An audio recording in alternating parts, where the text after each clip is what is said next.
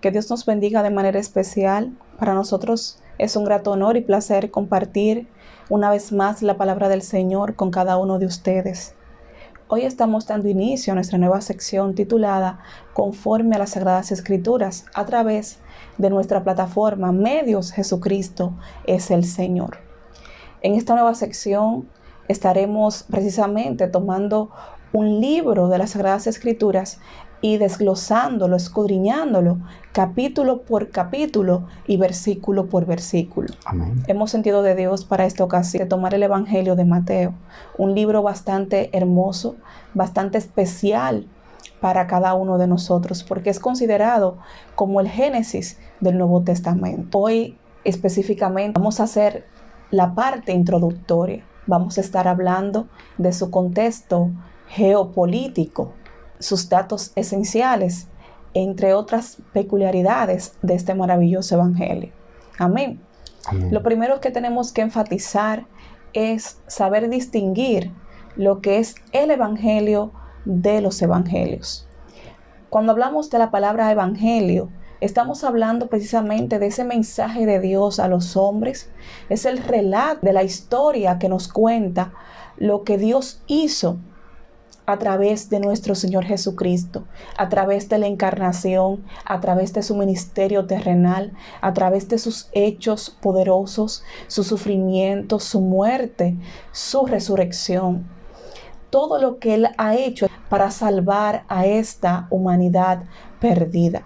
El Evangelio, por consiguiente, es las buenas nuevas de salvación. Son las alegres nuevas de salvación dirigida hacia nosotros para poder hallar esa esperanza que necesitamos. Ahora bien, estas buenas nuevas fueron plasmadas en estos 4 libros que nos presentan las Sagradas Escrituras, en Mateo, Marcos, Lucas y Juan. Ahí se expresa esta obra tan maravillosa de nuestro Señor Jesucristo. No es que en las otras escrituras no se mencionen estos hechos relevantes, pero sabemos que los evangelios específicamente son dedicados a esta obra de redención tan maravillosa. Amén. Amén. Entonces, como le comentábamos, hemos elegido el Evangelio según San Mateo. Pero antes de entrar en detalle, vamos a ver los datos esenciales con relación a este libro. Este libro, como le comentaba, es muy importante porque es el puente entre el Antiguo y el Nuevo Testamento y tiene un énfasis muy peculiar en lo que es el cumplimiento de las profecías y sobre todo las profecías mesiánicas. Mateo escribe este libro con el propósito de probar que Jesús es el Mesías, el Rey eterno. Como bien sabemos, Mateo fue un recaudador de impuestos, un publicano que Jesús llamó para que fuese uno de los 2 discípulos, como lo menciona Mateo capítulo 9, versículo 9. Amén. Vamos a la palabra. Amén. Pasando Jesús de allí, vio a un hombre llamado Mateo, que estaba sentado en el banco de los tributos públicos, y le dijo: sígueme. Y se levantó y le siguió. Y aconteció que, estando él sentado a la mesa en la casa, he aquí que muchos publicanos y pecadores que habían venido se sentaron juntamente a la mesa con Jesús y sus discípulos. Cuando vieron esto, los fariseos dijeron a los discípulos: ¿por qué come vuestro maestro con los publicanos y pecadores? Al oír esto, Jesús les dijo: los sanos no tienen necesidad de médico, sino los enfermos. Id pues y aprended lo que significa misericordia quiero y no sacrificio, porque no he venido a llamar a justos, sino a pecadores al arrepentimiento. Amén. Vamos a pasar ahora al capítulo 10, versículo 3. Amén.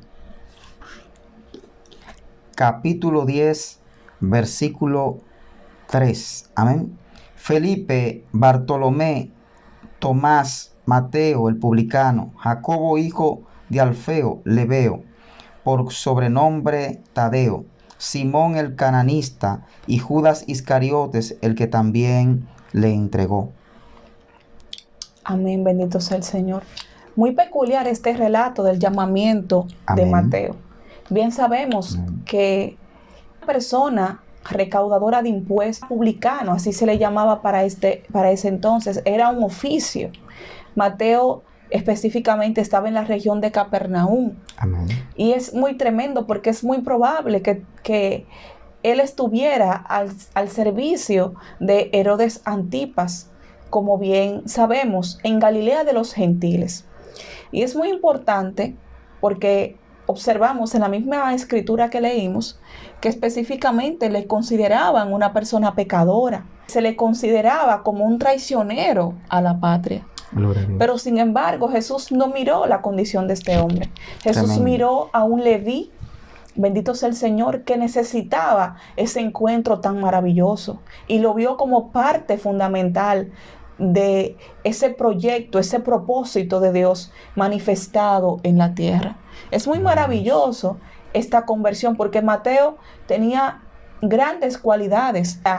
Al él escribir de esta forma, muestra que él tenía un buen conocimiento de más de un idioma. Se dice incluso que Mateo, al ser publicano, recaudador de impuestos, tenía que hacer reportes a la gobernación y usar del idioma griego, que era el idioma que imperaba en aquellos tiempos. Así es. Y asimismo tenía también que preparar documentos y tratar con personas que hablaban arameo, hablaban hebreo y hablaban griego. Es muy probable que él dominaba estos idiomas. Así es. Y se ve, era una persona además versada en las escrituras. Amén. Cuando nosotros analizamos. Incluso el Evangelio de Mateo específicamente está escrito en arameo, pero al estilo hebreo. Y posiblemente también se ha hablado de que se tradujo al griego. Incluso se cree que puede darse el caso que Mateo supiera algún sistema de taquigrafía para escribir. Las notas que él toma de las palabras y la obra de Cristo con una precisión tan maravillosa y tan exacta. Así es, Gloria. Este fue el personaje, el autor de este evangelio. Una persona primeramente guiada por el Espíritu Santo, inspirada por el Espíritu Santo, pero que tenía cualidades hermosas que Dios utilizó para la redacción de este maravilloso documento. Amén. Los destinatarios, porque sabemos que este evangelio tuvo su audiencia en su momento. El evangelio de Mateo se escribió para los judíos. Mateo pregonó el evangelio escrito en su propio dialecto, en tanto que el apóstol Pedro y Pablo estaban predicando en Roma, imponiendo los fundamentos de la iglesia. Y es maravilloso porque este evangelio es evangelizador, tiene un amplio propósito misionero. Mateo deja muy en claro en este evangelio que el Mesías de la profecía bíblica, que es nuestro Señor Jesucristo, estaba relacionada con el mundo. Ahora bien, como nosotros sabemos, hay un salto, por así llamarlo, entre el Antiguo Testamento y el Nuevo. Y para nosotros ponernos en contexto con todo esto que ha acontecido y todo lo que observamos, porque el Antiguo Testamento cierra en el libro del profeta Malaquías, y hay otras autoridades. Sabemos que hay un contexto geopolítico que se manifiesta durante este tiempo del que Mateo escribe. Incluso resaltado que Mateo era un cobrador de impuestos, estaba bajo uno de los Herodes y específicamente quien gobernaba para ese tiempo era el Imperio Romano. Y es importante entonces observar cuáles fueron las condiciones que observamos ese cambio tan abrupto desde los medos persas hasta el Imperio Romano. Entonces, para tener una comprensión correcta de este evangelio, es esencial saber algo de este tiempo, de este periodo de los 400 años.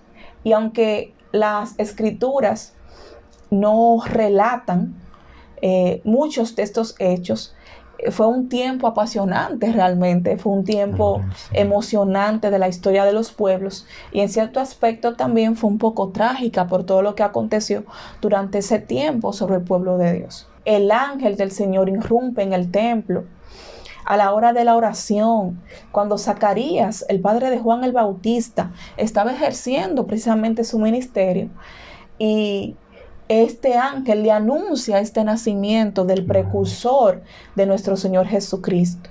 Y es maravilloso nosotros observar esto y poder ponernos en contexto. El reino del norte sucumbió ante Asiria en el 722, y luego entonces más tarde observamos como en el 605 específicamente Nabucodonosor entonces invade Judá, bendito sea el Señor. En el 586 también antes de Cristo, los judíos intentaron rebelarse contra Babilonia, intentaron apoyarse en el brazo de Egipto, y fue terrible porque Dios había mandado a través del profeta Jeremías que tenían que doblegarse, pero no fue así, sino que se rebelaron, fueron en contra de lo que Dios había predestinado o lo que Dios había ordenado, que era que iban a ser transportados hacia Babilonia. ¿Y qué aconteció? Nabucodonosor entra, destruye la ciudad, toma los vasos sagrados del templo, y precisamente también muchas de estas personas son deportadas. Y aquí tenemos el caso, por ejemplo, del profeta Daniel, que fue deportado durante estas deportaciones. Y los siguientes 50 años los judíos permanecieron precisamente bajo este dominio, bajo este control del imperio babilónico.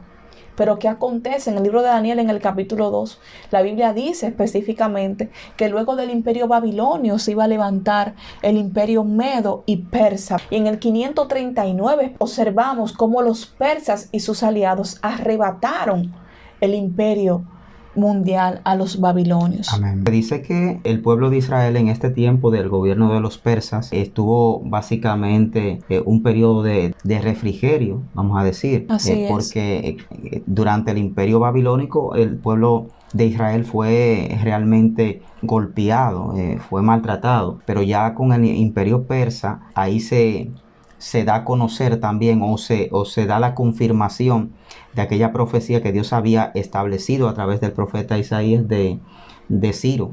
Así Ciro es. el Grande. Entonces es ahí donde empieza el período donde ya el pueblo de Israel empieza a construir el templo, y luego empiezan a construir también las murallas de Jerusalén.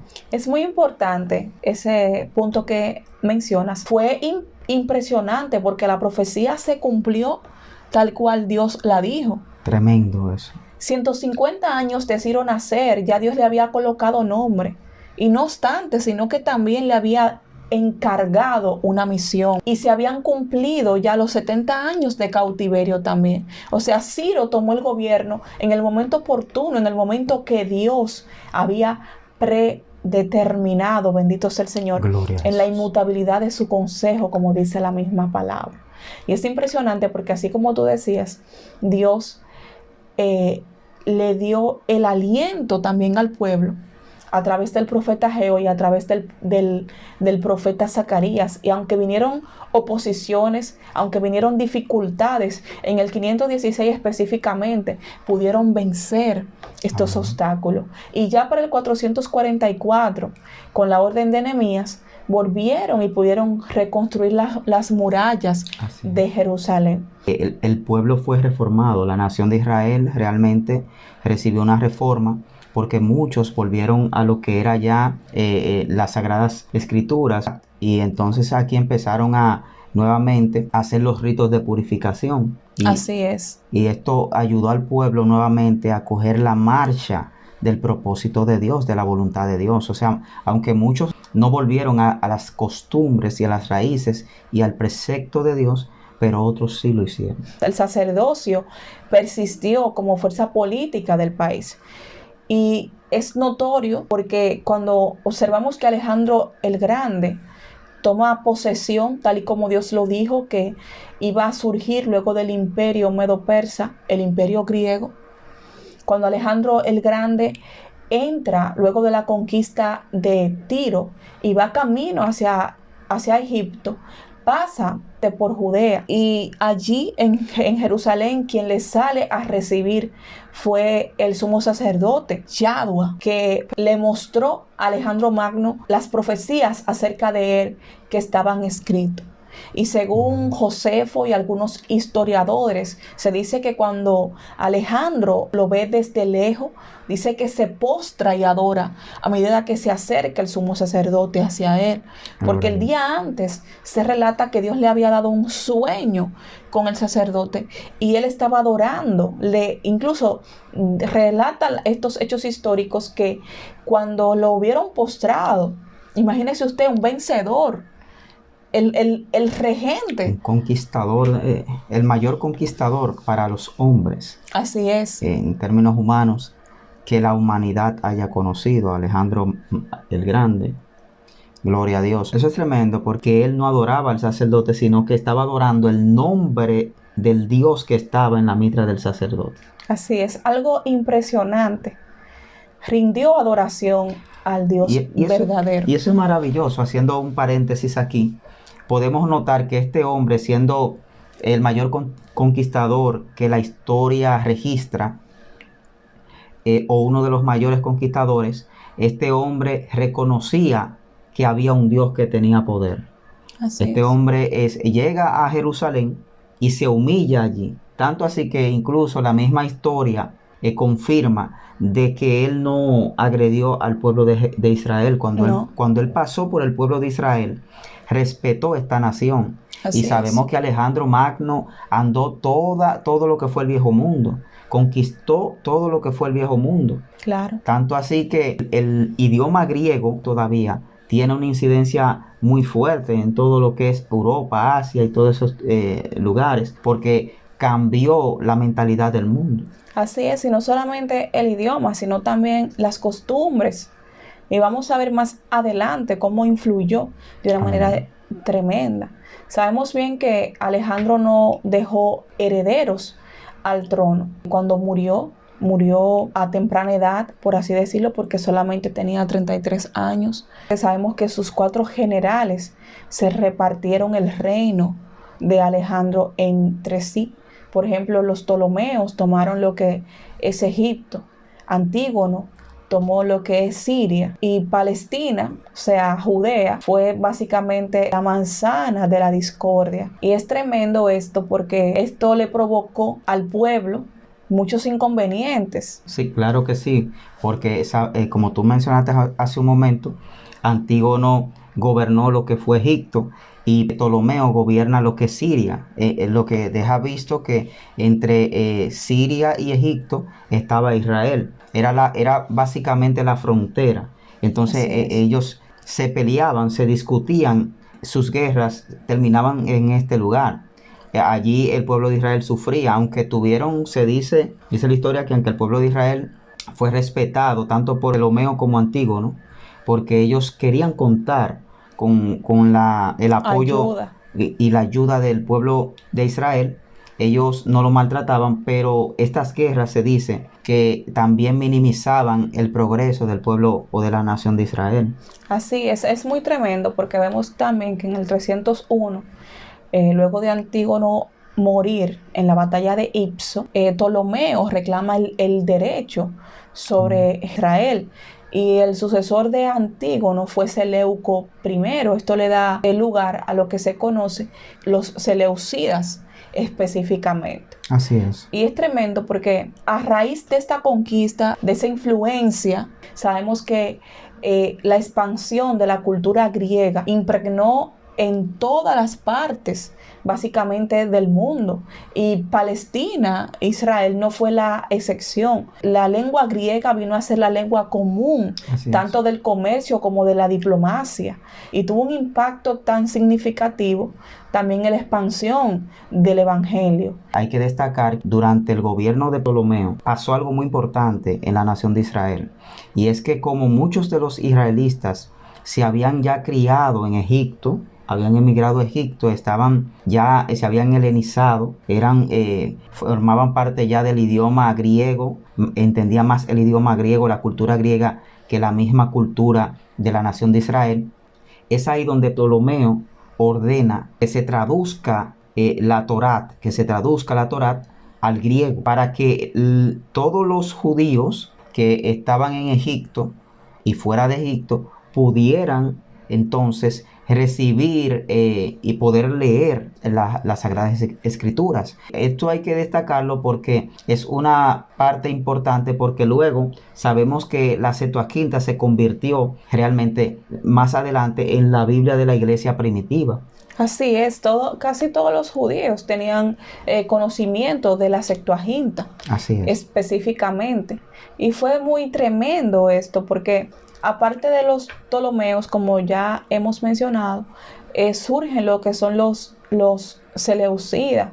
Y durante este tiempo es que se levanta Antíoco con la victoria. El helenismo entonces arrió la tierra de Palestina. O sea, el avance del helenismo prosiguió de una manera impactante. Es tremendo porque según la historia, ya cuando Antíoco toma posesión, Antíoco IV Epífanes, él quita al sacerdote que estaba ahí en la nación de Israel y pone a un hermano de él a que funja como sacerdote. Y es ahí donde se empieza a helenizar abruptamente la nación de Israel. Tanto así que ellos irrumpen con las oraciones y las ofrendas de paz en el templo para ellos fomentar la helenización, que era transferir lo que era la cultura griega al pueblo de Israel. Es algo tremendo porque fue una transformación completamente de la ciudad al estilo griego.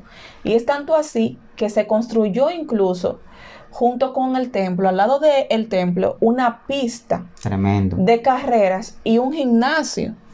Y muchos de los sacerdotes y los muchachos judíos se ejercitaban desnudos. Tremendo. Imagínese usted qué afrenta esta. Este era un escándalo para los judíos piadosos que habían guardado la palabra. Y no obstante, en las carreras que se hacían, se iniciaban con invocaciones a las deidades paganas. Y muchos de los sacerdotes judíos iban a estos tipos de acontecimientos.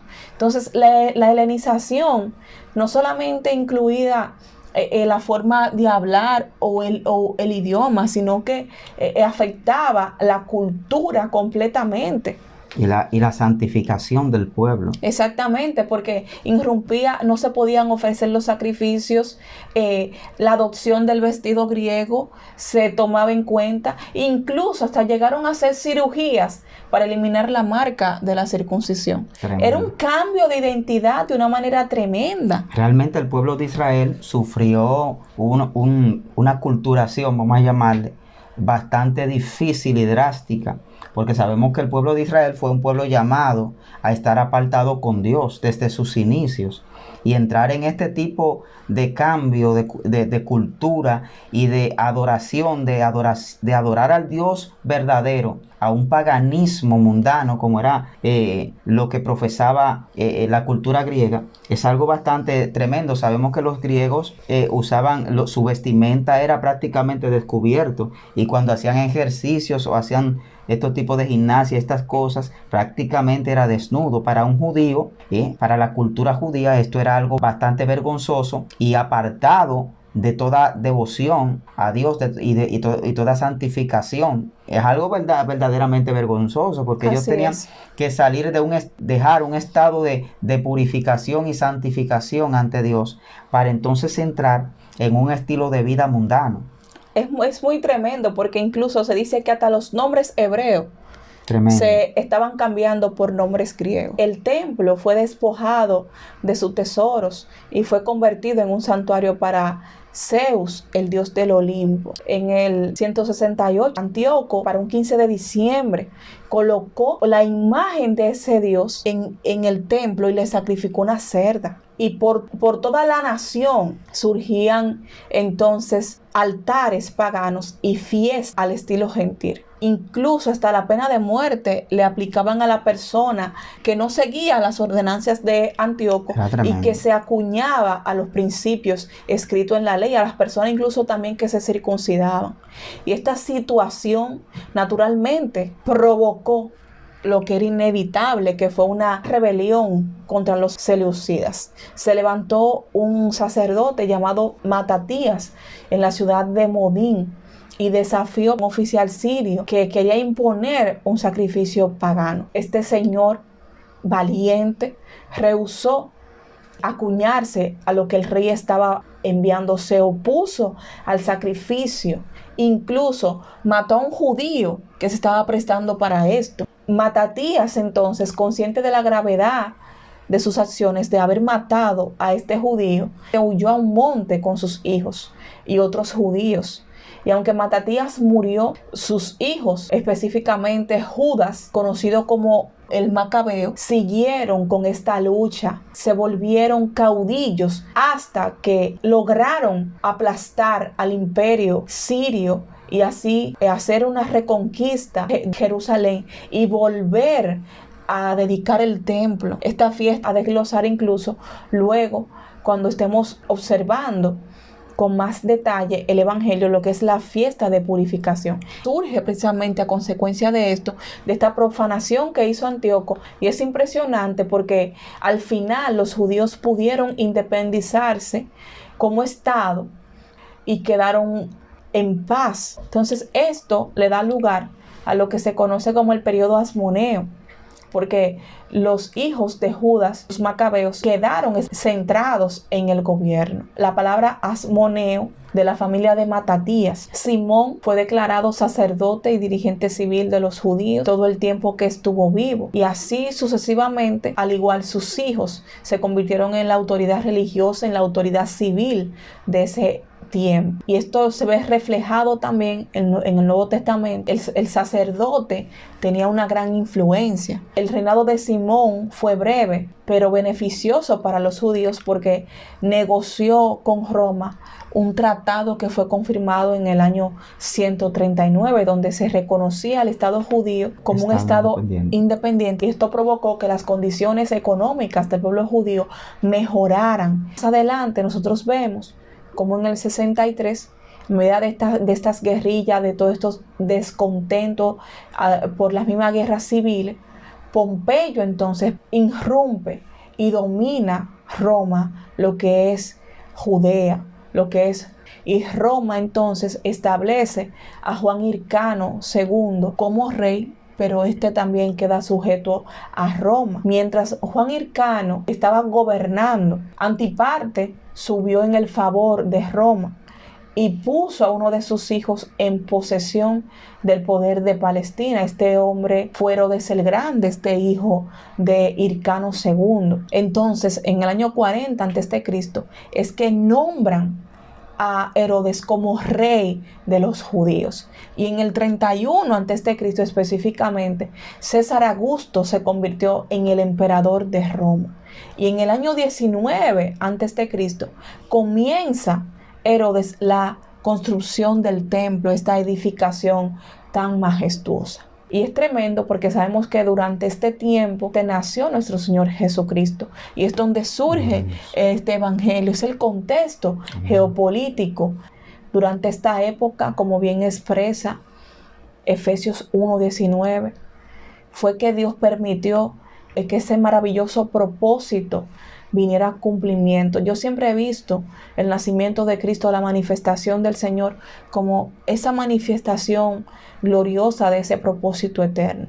Efesios 1:9 nos dice que Dios nos dio a conocer el ministerio de su voluntad según su beneplácito, y que Él, que había propuesto en sí mismo todas las cosas, reunió todas las cosas en Cristo, en la dispensación del cumplimiento de los tiempos, así las que están en los cielos como las que están en la tierra. Y es maravilloso porque Gálatas 4:4 nos dice que cuando vino el cumplimiento del tiempo, Dios envió a su Hijo, nacido de mujer y nacido bajo la ley. Amén. Y es maravilloso porque este contexto geopolítico preparó al pueblo para la manifestación de el Señor Jesús. Amén, gloria a Dios. Este contexto. Amén. Hemos llegado a la parte final. Ya para la próxima estaremos entrando ya en el capítulo 1 más definido y de una manera más contundente. Amén, gloria a Dios. Escudriñar la palabra versículo por versículo y capítulo por capítulo. Que Dios nos bendiga No se lo grandemente. pierda. Amén.